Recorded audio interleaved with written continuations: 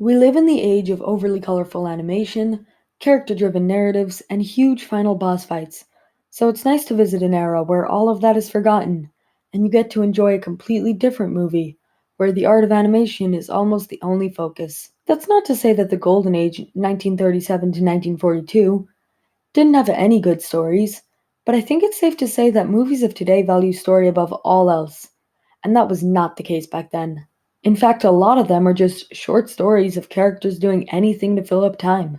As such, it's pretty difficult to talk about these movies because they're so different compared to the movies of today. But I did my best. This era doesn't have anything awful, but it doesn't have anything groundbreaking either. This is mostly because people didn't think animation could be used to tell interesting, compelling stories. No, they're just silly, cartoonish fun. So the stories didn't try anything bold. They just play into a formula that was good to most people, as opposed to a divisive movie like Big Hero 6, where people thought it was great or they thought it was bad. It also doesn't help that none of these movies have any real arcs or themes. Let's take a look.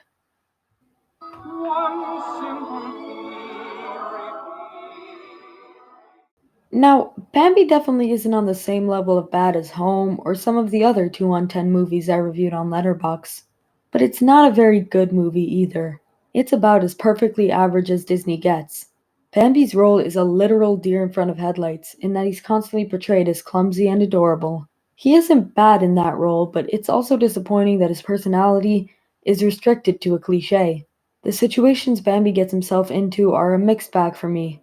I like the fight between the deer and Bambi, mostly because the animation is able to be really creative, with great lighting and awesome color scheming. It's actually pretty intense. And the fire scene right after that is relatively emotional, just because Bambi's love interest frantically calling out for him is pretty sad. That said, I found myself more bored than not, honestly. Some of these stories are so incredibly devoid of stakes or interest that I was actually considering turning the movie off. The group gets love interests that don't impact anything.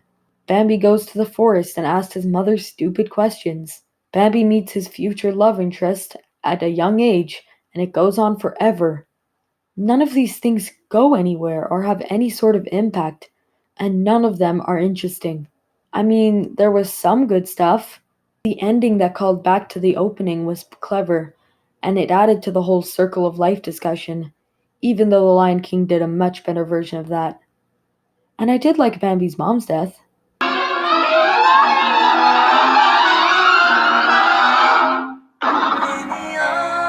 That said, the nice forest animation and the subplots I did like are not able to compensate for the boredom and overall lack of charm I had to endure. I have no idea what this is. A little background info: I didn't realize before watching Fantasia that it was basically a combination of weird sounds, interesting visuals, or sometimes actual stories. So that was a fun surprise. And the opening of the film had me incredibly worried this was going to be very, very boring. Okay, seriously, I do adore some things about it. The score matching the visuals was perfect.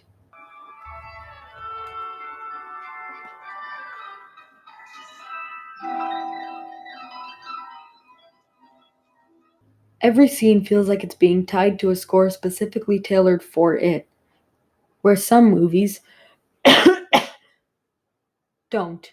My favorite scene, in fact, was the volcano scene early on, because I couldn't look away from the fantastic visuals and the impeccably timed music. That said, it's clear that Walt was just throwing things against a wall and seeing what stuck. Sometimes it really stuck. Other times it's just sound waves for 10 minutes. A lot of these scenes are boring as tar with no experimental animation either. This movie still gets special brownie points simply because it managed to keep me hooked to a scene where volcanoes erupt nonstop, and it's amazing. But still, I don't think I would recommend you watch the whole thing. I still think you should check it out because you can skip the parts you hate, unlike me, but you're not allowed to skip the volcano scene. Out of all the Golden Age movies, The Reluctant Dragon was the only movie I had never heard of, so I turned it on and I was surprised to find just how much I liked it. A man wants to show Walt Disney a potential short movie that the studio could animate, but instead spends the day going around Disney Studios to educate himself on how the studio works. The way this is done is surprisingly creative, and says so much on how Walt Disney as a company has worked over the years. As someone who didn't really know a lot about how animation first functioned, learning about it was great. But it's not just the content that worked for me. The way facts were presented were really original, and it kept me invested the whole way through, basically. I could not believe how much I was enjoying myself until the actual story of the reluctant dragon appeared. This segment was bad, period, end of sentence. The story is basically a horribly executed version of the theme, It's Okay to Be Different. I know that's weird coming from someone who loves Ratatouille, but that movie knows how to develop its theme properly. This movie is just, I'm a dragon. I'm different than all the other dragons. Wow, so deep. The story goes on for way too long, and I ended up trying not to fall asleep. I think I'm gonna revisit this in the future, but next time there's no way I'm sitting through the animated portion at the end. Dumbo is a classic animated tale about an elephant wanting to fly. Or so I thought. Instead, the movie's really about an elephant who has big ears, and everyone makes fun of him. Then, at the very end of the movie, he flies.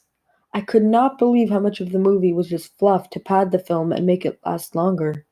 However, these situations are a lot more interesting than the ones in Bambi, and that ultimately comes down to one thing. They catered to Dumbo specifically. I don't love that the character is naive for the same reasons I didn't like the character of Bambi very much, but at least the side characters are strong enough to carry the narratives, unlike Bambi. There's a lot of great animation touches, like the infamous pink elephant scene, and great rubber expressions of the characters. I also like the mandatory side characters, like I mentioned before. I feel like they play the conscious role similarly to Jiminy Cricket pretty well. What holds it back from being a truly great film, though, is that the movie has a very big pacing problem. I mean, Dumbo's flying scene doesn't feel earned at all, because the steps that the movie took to get there were super rushed. A lot of the scenes felt like they dragged out, and others felt like they could have been longer. The opening of Dumbo arriving to his mother was surprisingly slow, while the circus scenes felt like they were going 100 miles an hour. I don't know why the movie focuses so much on the mother. The movie should have been about Dumbo being able to fly. That was way more interesting. Why does Dumbo feel like an afterthought? Some of the writing is messy, but the movie is saved by the side characters and some of the interesting stories. I definitely understand why the movie has survived for so long. Pinocchio is another really classic movie that is known for one thing, yet it's barely showcased. I came in expecting Pinocchio's nose to be the prime focus. Instead, this movie is comprised of a bunch of shorts, kinda like Bambi. Sure, there's some continuity, but only in the characters and their relationships, and not in the actual story, which was really strange to get used to. The difference as to why this movie is better than Bambi, though, is because this time I enjoyed most of the shorts. The first short where they explain the origins of Pinocchio is pretty fun, but it has a lot of holes. Why doesn't the Blue Fairy just turn Pinocchio into a real boy instead of trolling him? Why does Geppetto assume that Pinocchio can figure out school after literally 10 hours of him being alive? Little things like that just really bugged me. 7 on 10. The second short is absolutely forgettable and is basically there to fill up time, but hey, at least the villain is intimidating. Plus, it doesn't last that long. 5 on 10. The last short is why this movie is ranked so high. The horrifying truth of what these evil monsters doing to these children was such a shock to me. He's a well designed villain and he's foreshadowed really well. Another thing that makes this story great is the villain wins. The only person we see escape is Pinocchio. I loved this dark aspect of a great story, and it was definitely the best part of the movie. 9 on 10. So, yeah, overall, these are pretty great shorts, and I definitely think I should revisit this at some point with my family.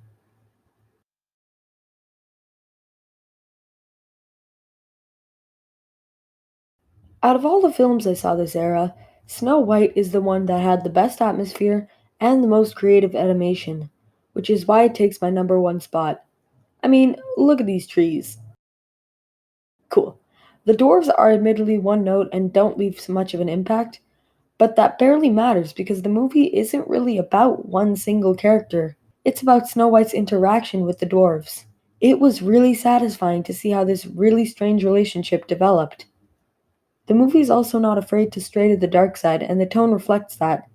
In fact, there's literally a scene where the evil queen tells the huntsman to rip Snow White's heart out and put it in a box. Like, what? Isn't this supposed to be for kids? Speaking of the huntsman, anyone else feel like his redemption came out of nowhere? He has no motivation for doing this. He's not really a three-dimensional character. It feels like the director kind of went, well, I don't know how we're going to keep Snow alive.